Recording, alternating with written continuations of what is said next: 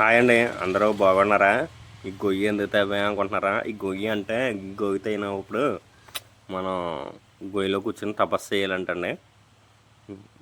తపస్సు చేస్తే డబ్బు వస్తుందంట. సో అందుకని ఈ గొయ్యి తవ్వాం. కొంప తీసి నమ్మేశారు కనుక కాదండి. మనం మీకు తమ్మనేలు చూసే అర్థమై ఉంటుంది. మనం కొబ్బరి విత్తనం ఎలా తయారు చేయాలి ఏంటనేది చూపిస్తున్నానండి. ఈ గొయ్య ఇలా చుట్టూరు తీసాం కదండి. చుట్టూరు గొయ్యి తీసుకుని అంటే ఇంచుమించు ఒక అడుగు గొయ్యి తీసుకుని కాయలు చూడండి. ఇది సంచుడి కాయలు, ఒక 70 కాయలు విత్తనం కింద వేస్తున్నామండి మేము. ఈ 70 కాయలు ఎలా పేరుస్తున్నాం ఏంటో చూసి ముందు మా ఛానల్ని ఎవరైనా ఇప్పటి వరకు సబ్స్క్రైబ్ చేసుకోకపోతే కంపల్సరీ సబ్స్క్రైబ్ చేసుకుని లైక్ చేసి మీకు ఏమన్నా అడగాలనుకుంటే కనుక కామెంట్ రూపంలో చెప్పండి. నేనైతే కంపల్సరీ రిప్లై ఇస్తాను. ఇప్పుడు మనం ఈ సంచిలో కాయలు ఇంచుమించు ఒక 70 కాయలండి. మనకి మరీ పచ్చిగా ఉండకూడదు, మరీ ఫుల్గా ఎండిపోకూడదు, నీళ్ళు అల్లాడుతూ ఉండాలి. పచ్చికాయ అయితే చాలా టైం పట్టేస్తుందండి. మనం పచ్చికాయ ఇప్పుడు వాడకూడదండి అసలు. మనం ఎండికాయ లేత అంటే లేత పచ్చికాయ వాడేసిన పెద్ద బాగోదండి మొక్క. కొంచెం గుజ్జు కింద తయారవ్వాలి. ఇంకోండి 70 కొబ్బరికాయలు పాతున్నామండి. అంటే మనం కొబ్బరికాయలు పాతే ముందు ఏంటంటే గొయ్య మనం ఎన్ని కాయలు పాతున్నాం ఏంటని దాన్ని తగ్గట్టు తీసుకోవాలి గొయ్య. మన 70 కాయలకి ఆ గొయ్య సరిపోద్దండి. అంటే పైన ముచ్చుకు ఉండకూడదు. ఇంకోండి ఆ ముచ్చుకులు తీసేయాలి. కాడ ఉంటుంది, ఆ కాడ ముచ్చుకులు తీసేయాలి. అక్కడి నుంచి వస్తుంది. మనం నిలబెట్టాలండి ప్రతి కాయని. మా పద్ధతి అయితే మేము ఇలా చేస్తామండి. కాయ నిలబెట్టి విత్తనం కింద నాటుతామండి ఇలాగా. అంటే దీంట్లో లైట్గా గుడ్డు ఉంటుంది, నీళ్ళు ఉంటాయండి. నేను కాయ, సో అదైతే బాగుంటుంది. కాయ కూడా పెద్దగా ఉండాలి. కొబ్బరి చెట్టు మంచిదై ఉండాలండి. కొబ్బరికాయలు బాగా లావుగా అంటే విత్తనం చెట్టు ఏదైతే బాగుంటుందో దానికి ఏ కాయలు కాస్తున్నాయో దాని తగ్గట్టు కాస్తాయండి విత్తనం కూడా. సో దాని విత్తనమే పాతాలి మనం. కొంచెం గుండ్రంగా ఉండాలి కొబ్బరికాయ అనేది, చాలా బాగుండాలి. సైజు కూడా పెద్దగా ఉండాలి కంపల్సరీ. మెయిన్ ఏంటంటే పాతేయడం ఇలా పాతేయచ్చండి. ఇంకోండి ఇలా ప్రతి వరుస పెట్టుకుంటూ రావాలి కంపల్సరీని. ఎక్కడ పడిపోకుండా పెట్టుకుంటూ రావాలండి.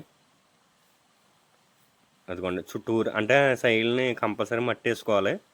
మట్టి వేసుకున్నప్పుడు కొబ్బరికాయ అంటే వాలకుండా ఉంటుందండి, లేకపోతే పడిపోద్ది. ఎక్కడ పడితే అక్కడ మొలక వచ్చేస్తుందండి. మనం ఏంటంటే ముసుగు ద్వారానే రప్పించేలా చేయాలండి మొలక అయితేనే. బయట అయితే నర్సరీలో అయితే అక్కడ మట్టి అది తేడా అండి, ఎర్రమట్టి అది వేస్తారు. మనం అయితే ఇక్కడ ఇలా వేస్తాం. అదేంటంటే పుడుకోబెట్టి వేస్తారు, మేమైతే ఇలా నిలబెట్టి వేస్తామండి. ఇది ఎందుకంటే మనకి మనియాదులు అంటే కొబ్బరి చెట్లు చచ్చిపోయిన చోట పాతుకోవడానికండి, ఈ మొక్కలు వేయడానికి. ఇంకోండి కంపల్సరీ మట్టి అనేది దానిపైన పరిచేయాలండి. మొత్తం చుట్టూరు మట్టి అంతా దాని మీద వేసుకుంటూ రావాలండి. కాయల చుట్టూరు బలంగా వేయాలని మట్టి, లేకపోతే పడిపోతాయి. గొయ్యిలో పెట్టినా కూడా చాలా జాగ్రత్తగా వేయాలని మట్టి. బాగా వేసేయకూడదు మట్టి. బాగా వేసేస్తే కనుక చాలా టైం పడుతుందండి. మొక్క లోపల నుంచి రావాలి కదండి. గాలి అనేది కొంచెం తగలాలి, ఎండ అది తగలాలి. మనం అయితే నీడ బట్టున అయితే పాతమండి. కొంచెం ఎండ తగిలేలా అయితే కొంచెం బాగా వస్తుంది. ఎండ తగలాలి, నీరు బాగా వెళ్ళాలి. అలాగని ఎక్కువ నీరు పెట్టేయకూడదు. నీరు పెట్టేస్తే ఎక్కువ ఇప్పుడే పాతాం కాబట్టి నీరు ఎక్కువ వెళ్ళిపోయిందంటే కనుక కాయలు చీలిపోతాయండి. సో నీరు అనేది ఎక్కువ పెట్టకూడదు, కంపల్సరీ జల్లి పెట్టాలి నీరు. ఇలా చుట్టూరు మట్టి ఎక్కేసుకుంటూ ఉండాలండి కంపల్సరీని, లేకపోతే మనకి ఇబ్బంది అయిపోద్ది. చుట్టూరు మట్టి ఎక్కయిపోతే అంటే కంపల్సరీ కాయ అనేది కనబడకూడదండి పైన.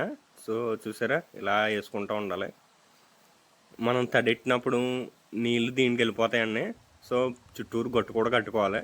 ఎందుకంటే నీళ్ళు ఎక్కువ వెళ్ళినా ప్రమాదమే అండి. నీళ్ళు ఎక్కువ వెళ్ళితే కనుక కాయ అనేది తేలిపోద్ది. అది ఏమైనా ములిగిందంటే కాయ తేలిపోద్ది.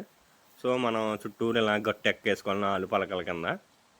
అంటే నీరు వెళ్ళినప్పుడు కొంచెం కన్నం పెట్టుకొని కొంచెం నీరు పంపేసి మళ్ళీ కన్నం కట్టేస్తే చూడక్కర్లేదండి. అలా పెట్టుకున్నప్పుడు కంపల్సరీ మొలక అనేది మనకి 45 రోజులు కానీ 50 రోజుల్లో కానీ మొలక అనేది వస్తుందండి. అంటే సరిగ్గా నీళ్ళు అయి పోసి సరిగ్గా పోతేనే.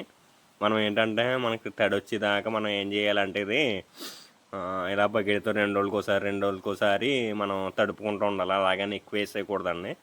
అలా బకెట్ నీళ్ళు పోసేయకూడదు. కాయలు అనేది అంటే పైకి కనబడిపోతాయి, మట్టి కింద దిగిపోయి. సో ఇలాగా జల్లినట్టు నీళ్ళు చిలకరించినట్టు వేయాలండి. ఇలా వేసుకున్నప్పుడు కంపల్సరీ లోపల దాకా వెళ్ళకపోయినా పై మట్టి అనేది కంపల్సరీ తడుతుందండి. తడిసినప్పుడు కాయకి కొంచెం ఇబ్బంది ఉండదు. ఇలాగని ఇంకొండి ఇప్పుడు ఈ భూదంపడ వచ్చిన తెగ కొట్టేసి అలా పెట్టేసామంటే కాయ తేలుకుంటూ వెళ్ళిపోద్దండి, మట్టి అంతా కొట్టుకుపోద్ది. అంటే ఇది మామూలు మట్టి కాబట్టి, ఎర్ర మట్టి అయితే అలా కాదండి, నిలబడిపోయి ఉంటుంది కాబట్టి అది ఎక్కువ నీళ్ళు ఎట్టినా పర్లేదండి. ఈ మా మట్టి అయితే కొట్టుకుపోద్దండి. మనం ఏంటంటే ఇది మొక్కలు ఎదిగేదాకా మాత్రం చాలా జాగ్రత్తగా చూడాలండి. ఎందుకు జాగ్రత్తగా చూడాలంటే కనుక ఇప్పుడు కొన్ని కుక్కలు ఇవి ఉంటాయి కదండి, ఆంబూతులు అవన్నీ ఇక్కడ.